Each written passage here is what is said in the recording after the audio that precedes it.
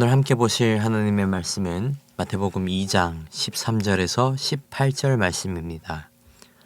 그들이 떠난 후에 주의 사자가 요셉에게 현몽하여 이르되 헤롯이 아기를 찾아 죽이려 하니 일어나 아기와 그의 어머니를 데리고 애굽으로 피하여 내가 내게 이르기까지 거기에 있으라 하시니 요셉이 일어나 밤에 아기와 그의 어머니를 데리고 애굽으로 떠나가 헤롯이 죽기까지 거기 있었으니 이는 주께서 선지자를 통하여 말씀하신 바 애굽으로부터 내 아들을 불렀다 함을 이루려 하심이라. 이에 헤롯이 박사들에게 속은 줄 알고 심히 노하여 사람들을 보내어 베들레헴과 그 모든 지경 안에 있는 산의 아이를 박사들에게 자세히 알아본 그때를 기준하여 2살부터 그 아래로 다 죽이니 이에 선지자 예레미야를 통하여 말씀하신 바 라마에서 슬퍼하며 크게 통곡하는 소리가 들리니 라헬이 그 자식을 위하여 애곡하는 것이라. 그가 자식이 없으므로 위로받기를 거절하였도다 함이 이루어졌느니라. 오늘 본문을 보시면 하나님의 사자가 다시 한번 요셉에게 나타나 그에게 애굽으로 도망가라고 명령을 합니다. 그 이유는 바로 헤롯 왕의 탄생을 두려워하여 예수님을 죽이기 위해 음모를 꾸미고 있었기 때문입니다. 그래서 요셉은 순종하고 즉시 일어나서 밤에 그의 아내와 아기 예수님을 데리고 애굽으로 떠났습니다. 이 또한 호세아 11장의 예언처럼 애굽으로부터 내 아들을 불렀다 함을 이루려 하신 것이었습니다.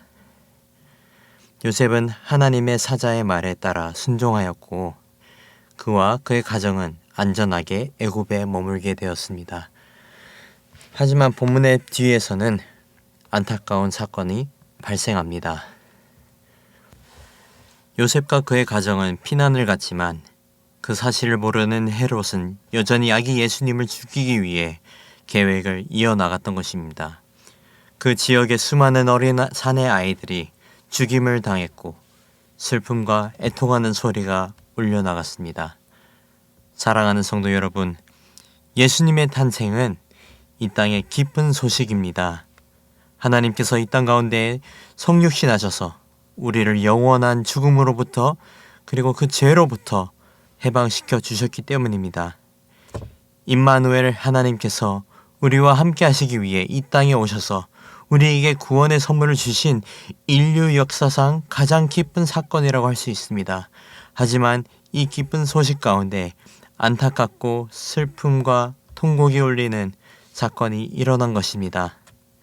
헤롯 왕은 그 모든 지경 안에 있는 2살 이하의 기준으로 모든 산의 아이들을 죽였습니다. 선지자 예레미야를 통해 말씀하셨듯이 슬픔과 통곡하는 소리가 울렸고 어미들은 죽은 자식들을 위해 애통하게 되는 처참한 사건이 일어난 것입니다.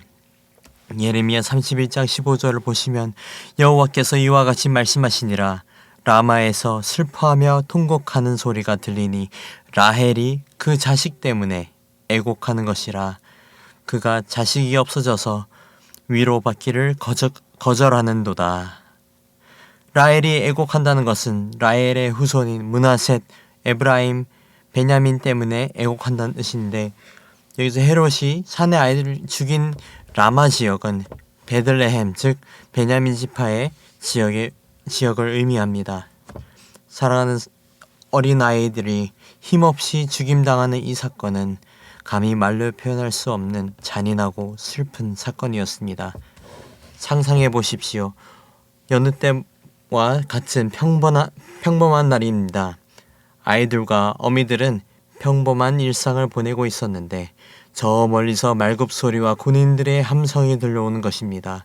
그리고 순식간에 군사들이 집 문을 열고 들어와 품에 있는 어린 아들을 칼로 찔러 죽이는 것입니다. 영장도 어떤 합법적인 방법이나 법정에 서는 재판이 아닌 어린 아이들이 일방적으로 처형당하는 사건이었습니다. 사랑하는 성도 여러분, 예수님의 탄생은 만인이 기뻐 마땅한 사건이지만 헤롯과 같이 기쁨이 아니라 위협으로 여기고 핍박하고자 하는 자들도 분명 존재합니다. 예수님은 죄로부터 우리를 구원하실 분으로 오셨기에 죄에 매여 있는 악인들은 예수님을 적으로 여기고 대적하는 자가 됩니다. 그들이 예수님을 미워하고 대적하는 이유는 간단합니다. 요한복음 7장 7절을 보시면 세상이 너희를 미워하지 아니하되 나를 미워하나니 이는 내가 세상의 일들을 악하다고 증언함이라. 이미 죄에 빠진 사람들은 예수님의 가르침에 있어 자신들의 잘못을 인정하고 싶지 않았던 것입니다.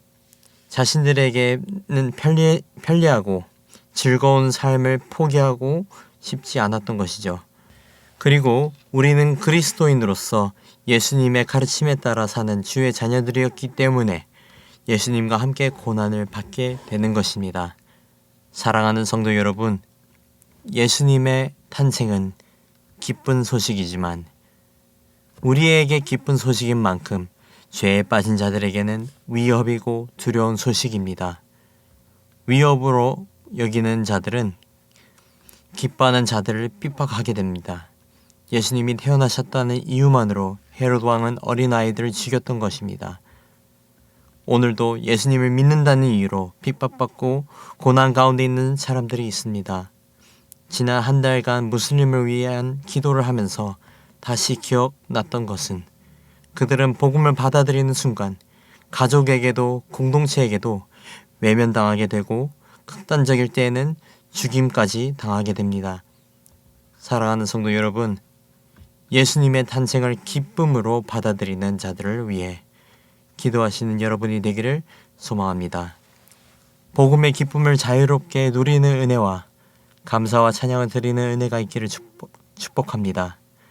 마지막으로 이 기쁜 소식을 누리며 누리지 못하는 이웃을 위해 간절히 기도하는 여러분이 되기를 소망합니다.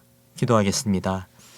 사랑의 아버지, 이 기쁜 소식을 감사함으로 누릴 수 있는 은혜해 주셔서 감사합니다.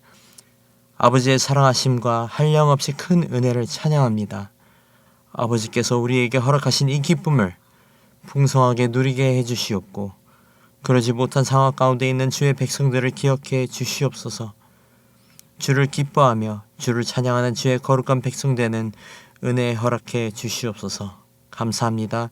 이 모든 말씀 우리 주 예수 그리스도 이름으로 기도드렸습니다. 이 시간 말씀을 붙들고 기도하시면서 공동 기도 제목으로 훈련과 교육을 위해 기도하시겠습니다.